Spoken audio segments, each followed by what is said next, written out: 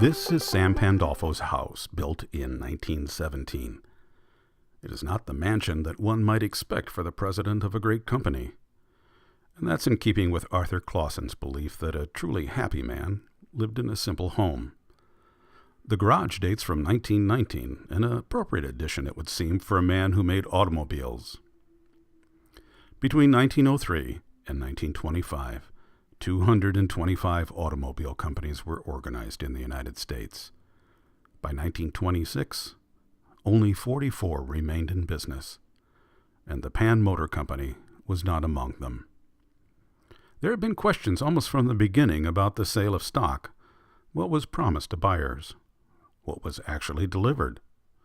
5 days after the armistice in November 1918, a federal grand jury indicted Sam Pandolfo and his company secretary for using the mails to defraud in the sale of stock in the company. Although these charges were dropped, federal prosecutors brought a new case only a few months later, but this time the case would be heard in Chicago. All 13 members of the board of directors were included in the indictment. The trial was presided over by Judge Kennesaw Mountain Landis, a hard-nosed jurist who is best known as the first commissioner of baseball.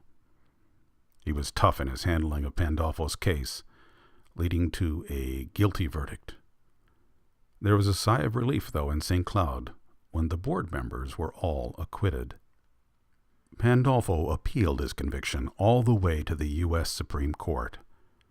After the appeal was denied in March 1923, he left St. Cloud to report for his prison sentence at Leavenworth. After serving 2.5 years, he returned to St. Cloud, where a brass band met him at the train depot. Later, proclaiming his innocence, he would tell people, "You don't meet a crook with a brass band."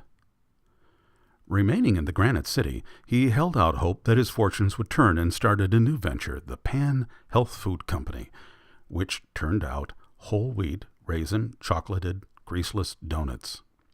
With typical aplomb, Pandolfo said, "One of these donuts every morning will keep the doctor away, clear the skin, and put more life into your step. If every family in St. Cloud will use these wonderful health donuts daily, in 2 months, I will have a health food factory going here that will put the town on the map." When that failed, he moved to Denver, Colorado, and went back to a sure thing, selling insurance. But in 1941, he was again convicted for mail and security fraud and served yet another prison term. After his parole, he continued to sell insurance and moved to Alaska in 1956, where he died 4 years later. What do we make of this man? Historian William Morgan has written, "Was Pandolfo a con artist, a victim of his times, or a man whose dream exceeded his grasp of reality? To this day, no one knows."